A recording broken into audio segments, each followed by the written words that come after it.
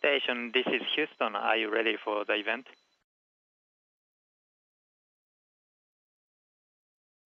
Houston station, Luca on 2. I'm ready for the event. Okay, Euronews.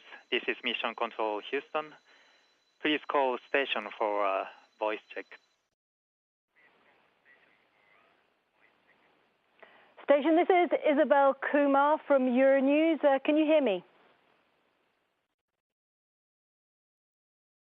Good morning, Isabel. I hear you loud and clear. How do you hear me? I hear you very well. This is great. So I think we'll start in a few seconds from now. Just to tell you about the format, the interview itself will be 10 minutes long. Then we have some extra questions after. In the iTalk interview, we have video questions that we've received from our viewers, which will come in 3 different languages, but I will paraphrase those straight after. Is that okay? It is great. Sounds like it's going to be fun. Can you hear me? Can you see me okay? I can see you, and I'm very jealous. It looks amazing.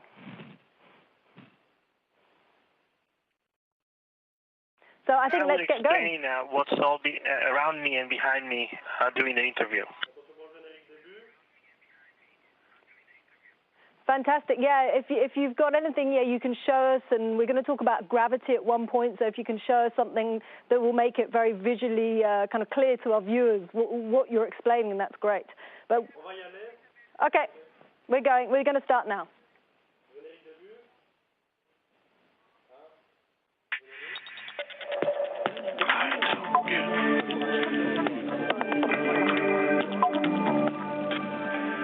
The next space station... Pardon, on peut recommencer, excusez-moi.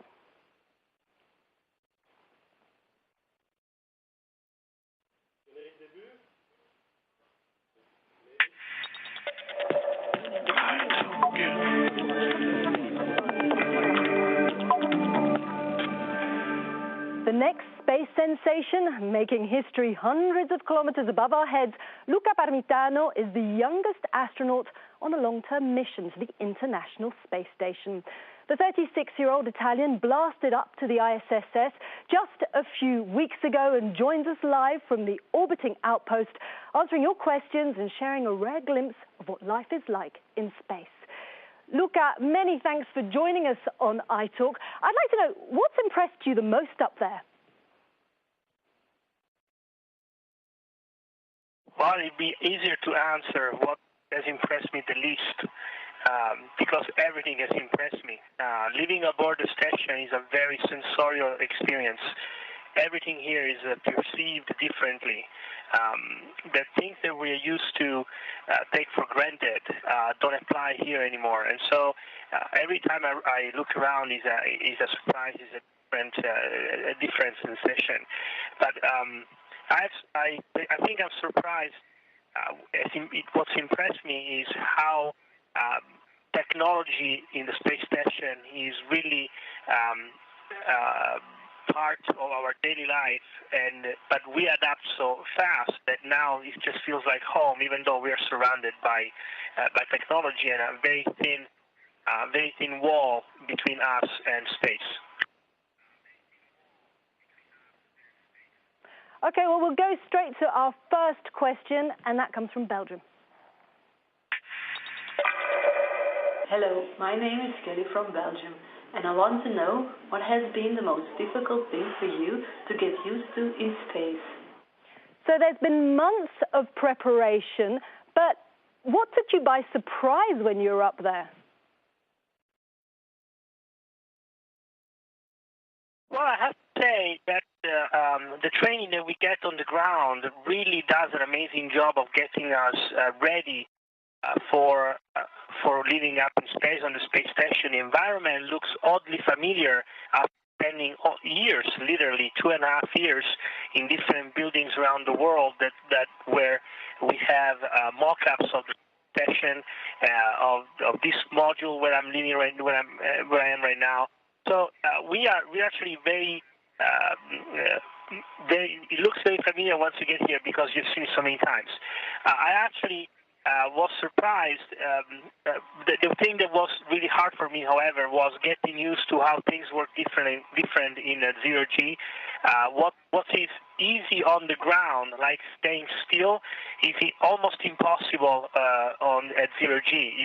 Things float all the time. It's impossible to put something somewhere. You always have to tether it or to attach it through Velcro or other means. So it's this reverse way of thinking where things that are easy on the ground are hard on space and vice versa. That was the hardest thing so far to adjust to. Very briefly now, but how long did it take you to adjust to that? I think I'm constantly adjusting to it. It's an evolving process. I've been on the station almost 3 weeks now, and I feel comfortable enough. I think that a 2-week span is what it really takes to start feeling completely confident about moving in a three-dimensional world and getting used to the microgravity environment. Okay, well, Luca, we're going to go to our next question now. Bonjour, je suis Grégory, je suis belge et j'aimerais bien savoir votre quotidien dans l'espace. So you have got a very busy schedule up there. You're carrying out a lot of experiments. Can you briefly give us an outline of what you're doing? So on the space station at any given moment, we have hundreds, literally, of experiments. But we are only involved in a few of them at the same time. For example, today, my schedule is partly busy with the ATV, the European Space Agency spacecraft that just arrived a couple of days ago, actually yesterday. We're busy with some preparation, opening the hatch, which I just finished. As far as experiment, I am currently doing a diet experiment where we are trying to figure out, that scientists are trying to figure out how to reduce the loss of calcium. And my colleagues, I'm glad you asked this question because I have right here an example of what science we were doing today.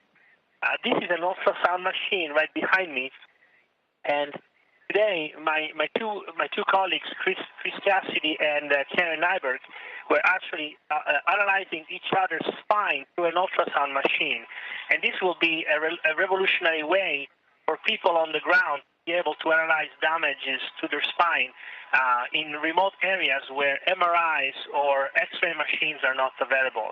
This is going to be a very big impact on the ground as we speak.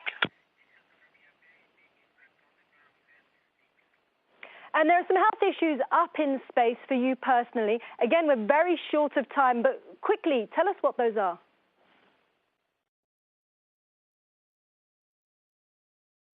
You're going to have to ask the question again. I missed the first part. There are some health issues for you personally up in space. As again, we're very short of time, but can you quickly tell us what those are? Sure. So one of the issues is the loss of calcium. Our bones need gravity to grow and get strong in a very simple way. If they don't experience that, the gravity, they tend to lose their calcium and to become brittle and fragile. It's sort of like osteoporosis. Another issue is at a cardiovascular level. Your muscles tends to atrophy because you don't use them as much. I don't use my legs almost at all while moving around in space. And the third one is related to vision. Because of the zero-G environment, eyes tend to change shape. That will affect long-term vision, even permanent.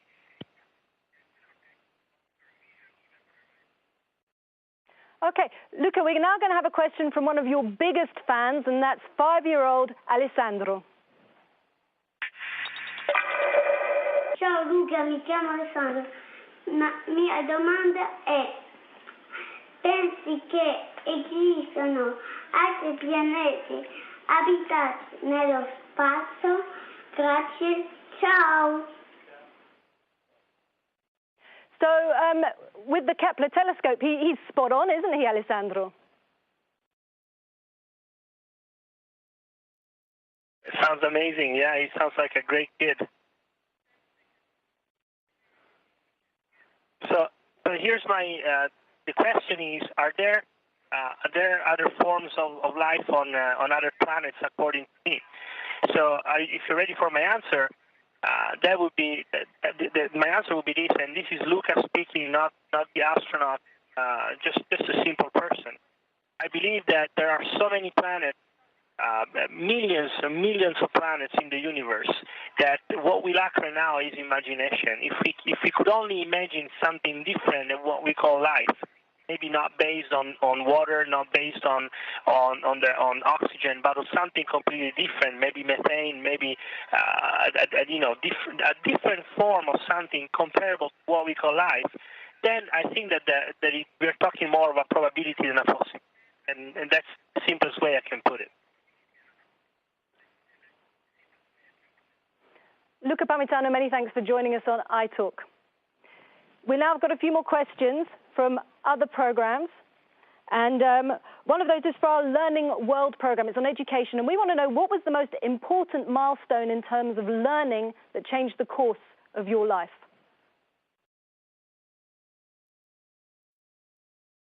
That is a great question.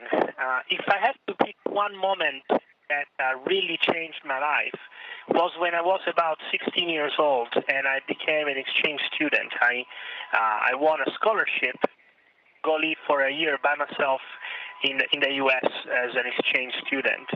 And I think that coming from Sicily, which is it's in the south of Italy, a little bit far away from the heart of Europe.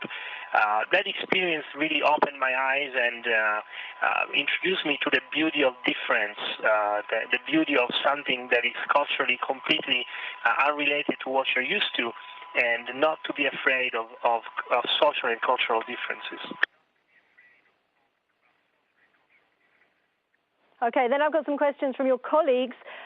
With the arrival of the automated transfer vehicle, you'll soon work on an experiment called Phases. What can you tell us about this experiment? So Phases is an experiment that is related to emotions. Emotions are important because they have applications in many different fields, from pure chemistry to chemical industry to even the food industry. And as an Italian, that's specifically important.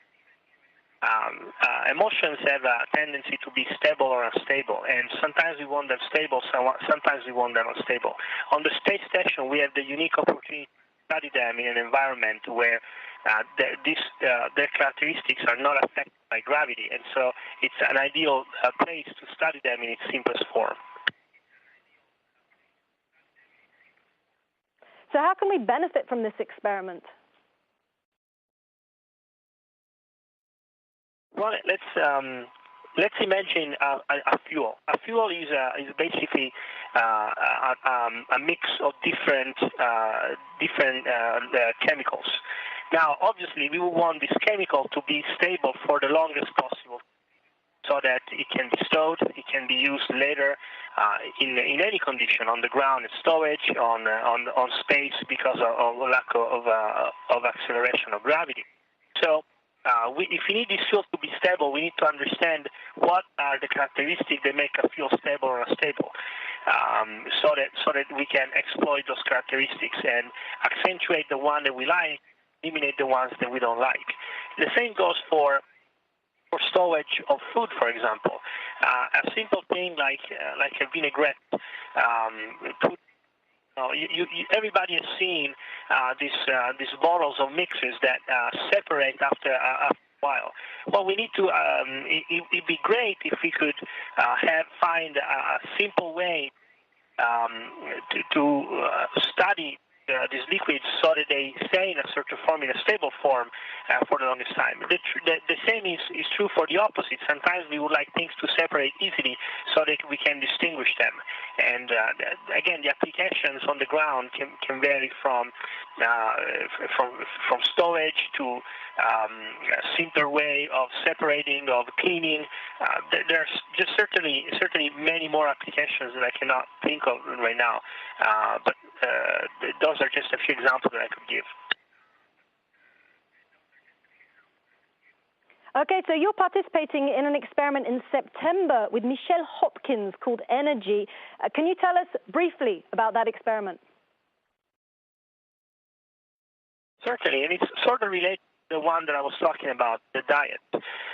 In the future, we will try to understand how we can go further in space, leave low Earth orbit, and be independent. Well, in order to do that, we need to understand how much food, how much energy we spend as individuals when we are on orbit.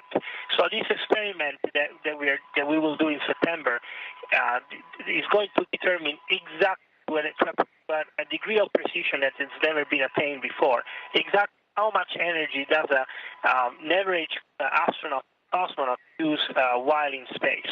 And that way we can predict the future how much fuel for the body, how much food, how much water we're going to need to store in the spaceship in order to go for a trip, who knows, maybe to the next planet. Okay, yeah, I think we have no more time, or maybe we could just quickly try and slip something in now. Can you explain what you drink? No? Okay, so we're done now. Station, we're out of time. This is Houston ACR. Thank you. That concludes the event. And thank you very much, Euronews station. We are now resuming operational audio communications.